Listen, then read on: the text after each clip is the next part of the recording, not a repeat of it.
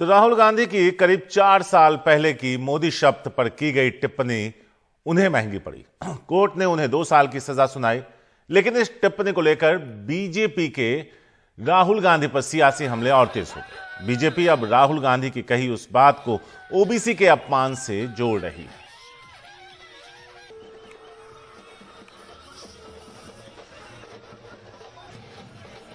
अखिलेश शर्मा है हमारे वरिष्ठ सहयोगी, उनके पास चलते हैं, उनसे समझते हैं कि ओबीसी समाज से इसे जोड़ने के क्या हैं मायने। अखिलेश, 2 सवाल थे जिसके जो आपस में जुड़े थे। पहला ये कि जब 4 साल पहले राहुल गांधी ने मोदी सरनेम पर टिप्पणी की, तब भी क्या बीजेपी ने उसे ओबी समाज के अपमान के तौर पर देखा था, या जो अब उन्होंने कहा है उन्होंने एक नई बात कही है, लेकिन निशाना यही होगा और लक्ष्य यही होगा कि आने वाले चुनाव में ओबीसी समाज को लामबंद कर कांग्रेस से उसे दूर किया जाए, अपने और करीब लाया जाए।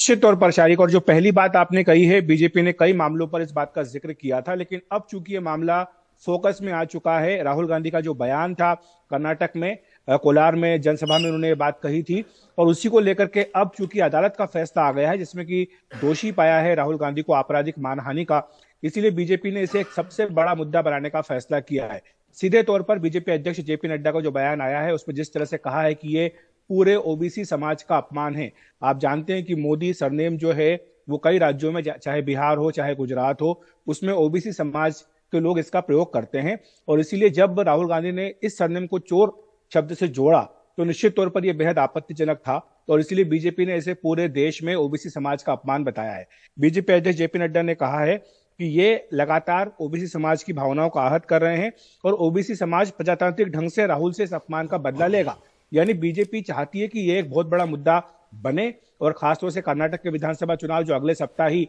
घोषित होने वाले हैं, उसमें भी बीजेपी इसको एक बड़ा मुद्दा बनाएगी। आप जानते हैं शारिक कि समय समय पर बीजेपी ने ओबीसी समाज को अपने साथ लेने के लिए कई प्रयास किए हैं, जिसका फायदा उसको सीधा मिला है। खासतौर से यूपी और बिहार जैसे राज्यों में कई बीजेपी के मुख्यमंत्री हैं जो ओबीसी समाज से आते हैं। इसके साथ ही खुद प्रधानमंत्री नरेंद्र मोदी भी ओबीसी समाज से आते हैं। तो ऐसे में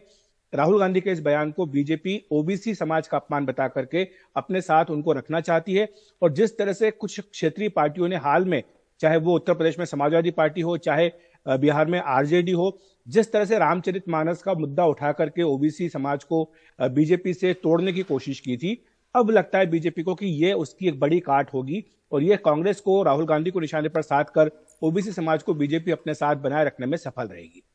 अखिलेश, फिलहाल आपका इस पूरे मुद्दे पर रोशनी डालने के लिए शुक्रिया, लेकिन आगे भी एक खबर है जिस पर हम आपसे वापस जुड़ेंगे, तो फिलहाल आप हमारे साथ बने रहें। बीजेपी चाहती है कि ओबीसी समाज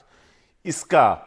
बदला ले। मतलब साफ है कि आने वाले चुनाव में ओबीसी वोटर्स पर है नजर, और राहुल को हुई इस सजा को से बीजेपी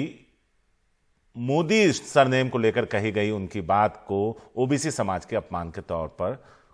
बता रही है।